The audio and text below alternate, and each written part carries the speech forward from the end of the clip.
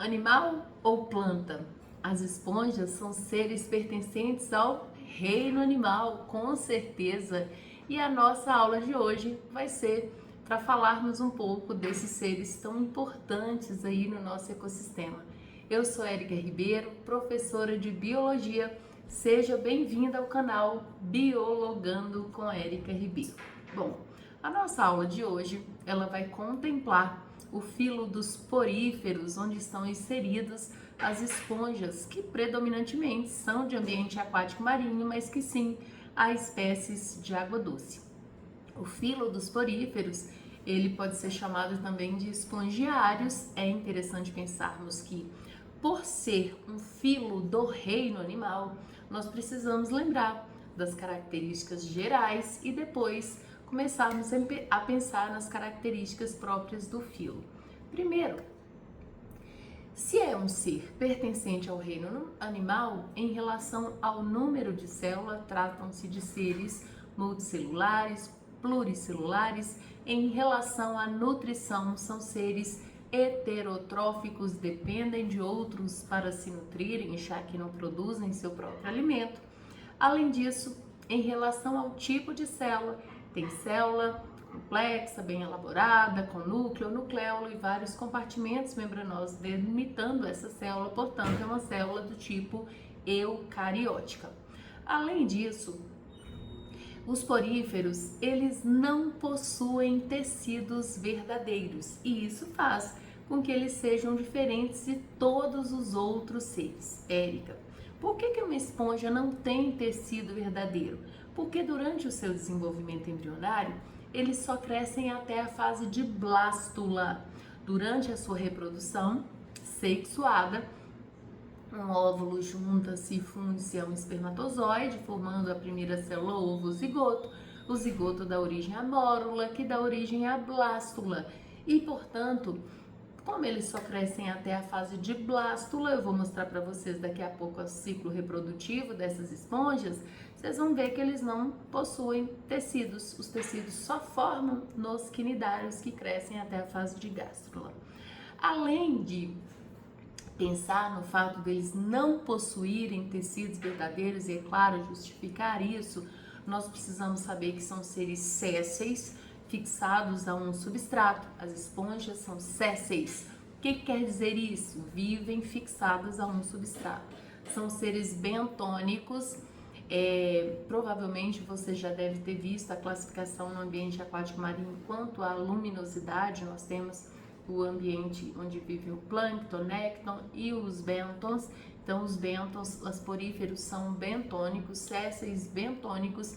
Em relação ao hábitat, podem viver no ambiente aquático marinho e do saquícola, então são predominantemente de ambiente aquático marinho, mas muitas espécies, pelo menos 50 espécies catalogadas no ambiente aquático do saquícola.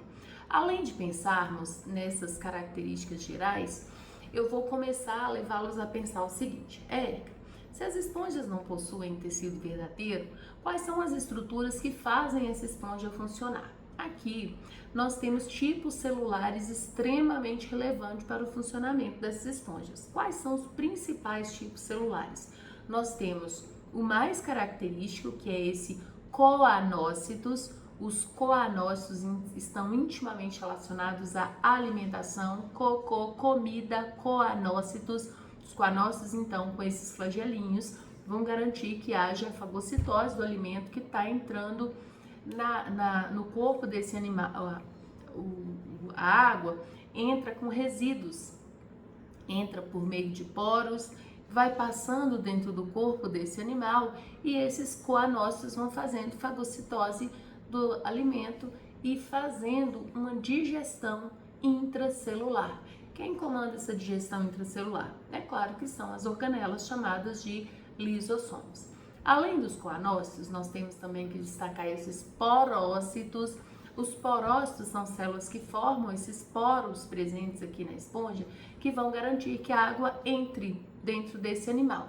A água vai entrar pelos poros formados pelos porócitos, passar por essa cavidade acima aqui chamada de átrio e ela vai sair por esse orifício chamado de ósculo. O orifício, ósculo é por onde a água sai. A água então entra pelos poros, passa pelo átrio e sai pelo ósculo. Enquanto essa água vai passando com resíduos, vai acontecendo então dos coanócitos fazerem a fagocitose, que é o englobamento de partícula sólida, e na sequência eles fazem a digestão intracelular. Portanto, poríferos fazem digestão intracelular. Gente, junto a essa água também entra oxigênio. Então, por difusão, vai acontecer a troca gasosa entre oxigênio e esse oxigênio vai difundir-se para o interior das células. Oxigênio este que será utilizado no metabolismo de respiração celular. Além dos coanócitos, os porócitos, chama-nos a atenção essas células que revestem o corpo aqui do animal, que são chamados de pinacócitos, PPL, revestimento. Os pinacócitos estão do lado de fora, revestindo o corpinho desse animal. Além dos pinacócitos, nós destacamos aqui também essas espículas que podem ser formadas de carbonato de cálcio ou de sílica, garantindo a formação do endoesqueleto desse animal. Por falar em endoesqueleto, e sim, nós estamos falando de um esqueleto interno que essas esponjas possuem, nós vamos observar que essas esponjas podem ter, alguns grupos têm esqueleto formado de substância inorgânica, de sílica ou de carbonato de cálcio. Nós dizemos que é um esqueleto inorgânico, enquanto outros grupos de esponjas têm um esqueleto orgânico formado de uma proteína espongina. Então, quanto à classificação de esqueleto, eu vou observar. A espícula é calcária, ela é silicosa, então esse animal, esse porífero, tem um esqueleto inorgânico. A esponja, o esqueleto é feito de proteína espongina, é um esqueleto que? Orgânica. Lembrando que estas esponjas que têm o esqueleto de espongina, elas são facilmente degradadas e por esse motivo é possível fazer uma reprodução por fragmentação. Por falar em reprodução, vale a pena destacarmos que as esponjas, elas possuem capacidade de fazer reprodução assexuada. Érico, o que é uma reprodução assexuada? É aquela que acontece com a participação de um único indivíduo. Nesse caso, apresento-lhes aqui o brotamento, que é uma reprodução assexuada comum às esponjas, aos poríferos. Essa reprodução assexuada, o brotamento, ela se dá quando uma esponja, então, adulta, produz brotos laterais e estes caem, se destacam e fixam a um substrato e continuam a crescer, dando origem a um novo indivíduo adulto. Essa reprodução assexuada é vantajosa? Claro, a reprodução assexuada, embora não aumente a variabilidade genética entre os indivíduos de uma população, ela garante o aumento de indivíduos daquela população. A principal vantagem de uma reprodução assexuada é garantir o aumento do número de indivíduos de uma determinada população. Tem desvantagem? Claro, também. Qual que é a desvantagem de uma reprodução assexuada? Ocorre a produção de clones, indivíduos geneticamente iguais. Isso quer dizer que se os indivíduos são geneticamente iguais, vem uma adversidade e afeta um indivíduo, vai afetar a todos. Na reprodução sexuada, nós precisamos destacar que as esponjas, elas vão ter fusão de óvulo com espermatozoide, formando a primeira célula-ovo, chamada zigoto. A partir desse zigoto, vai formar a mórula, blástula, e veja, a blástula aqui nós vamos chamar de anfiblástula, que é a fase larval desses poríferos, e essa fase larval, anfiblástula, é que vai dar origem à esponja adulta, que fixada vai crescer e continuar aí o seu ciclo reprodutivo. Lembrando que uma das principais importâncias da reprodução sexuada é garantir o aumento da variabilidade genética, tornando os indivíduos daquela população melhores adaptados ao meio. Uma outra coisa que vale a pena destacar é que os poríferos, eles podem viver individualmente, como essa esponja aqui, ou podem formar colônia. Quando os brotos laterais acontecem e eles não são destacados, o indivíduo vai ficando aderido a outro, formando então a colônia. Lembrando que na colônia, uma análise de cunho ecológico, trata-se de uma relação harmônica e intraespecífica em que os indivíduos estão anatomicamente ligados, se beneficiando e realizando uma mesma função. Outra coisa que eu queria chamar a atenção de vocês é que as esponjas, especialmente por terem alta capacidade de regeneração, elas podem reproduzir por fragmentação. Então, os fragmentos de uma esponja, existem até experimentos que nos mostram os fragmentos da esponja algum tempo depois se juntando e formando novas esponjas. Então, por terem alta capacidade de regeneração, elas podem fazer reprodução por fragmentação.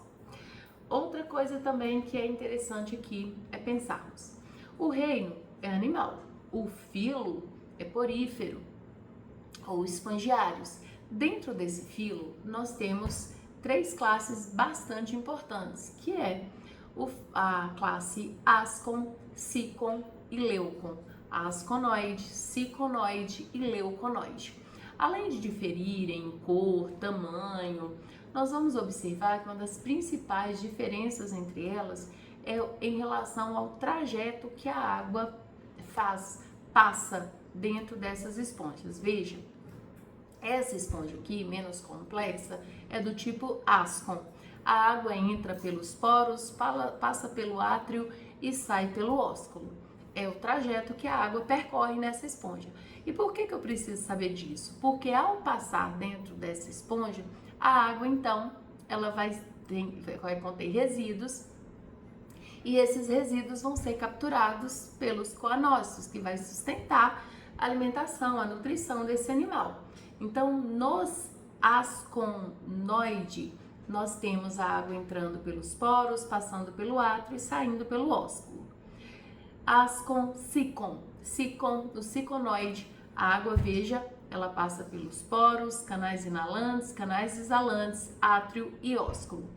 E na esponja mais complexa, Ascon, Sicon, Leucon, na do tipo Leucon ou Leuconoide, a água, veja o trajeto, ela entra pelos poros, passa pelos canais inalantes, passa por essas câmaras vibráteis, canais exalantes, átrio e ósculo.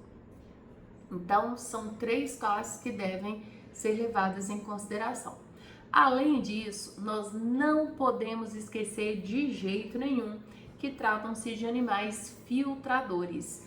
Animais filtradores, como assim, Érica? A água entra no corpo desses animais por meio desses poros e tudo que está nessa água será aproveitado. E por serem filtradores, já que eles não predam ninguém, não parasitam ninguém, tudo que está na água vai entrar dentro dessas esponjas. Qual que é o resultado disso? Se tiver coisa boa, vai entrar. Se tiver coisa ruim também, resíduos ruins também vão entrar. Por serem filtradores, são considerados bioindicadores. Porque se nós tivermos um ambiente aquático ali contaminado, é possível observar na sobrevivência dessas esponjas. E além disso, é possível, se eu levar para o laboratório um fragmento deste, eu vou observar que a quantidade de resíduo ou que tipo de resíduos estão contaminando aquela água. São considerados, então, filtradores e, por isso, bioindicadores. Além disso, nós temos também que levar em consideração a importância dessas esponjas no ambiente aquático.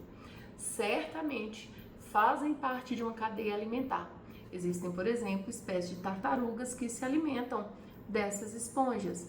Então, fazem parte de uma cadeia alimentar, servem de alimento para outras espécies. Além disso, nós precisamos pensar que essas esponjas, elas servem também de abrigo para outros animais, tá? Então, o filo dos poríferos é o filo menos complexo, é o filo com características bem comuns ao restante do reino animal. Então, você vai ver que a partir da próxima aula nós iremos trabalhar os quinidários, plateumintes, hemateumintes, anelídeos, artrópodes, e você verá que nós teremos muitas novidades evolutivas. Mas para o filo dos poríferos, são essas as características que você precisa lembrar. Um abraço para vocês e até o próximo vídeo em que nós estaremos trabalhando os quinidários ou cilinderados, representados pelas águas vivas, hidras e anêmonas do mar. E lembre-se, se o seu sonho é passar no vestibular, o meu compromisso é caminhar com você até a sua aprovação tão sonhada. Um abraço para vocês e até o próximo vídeo.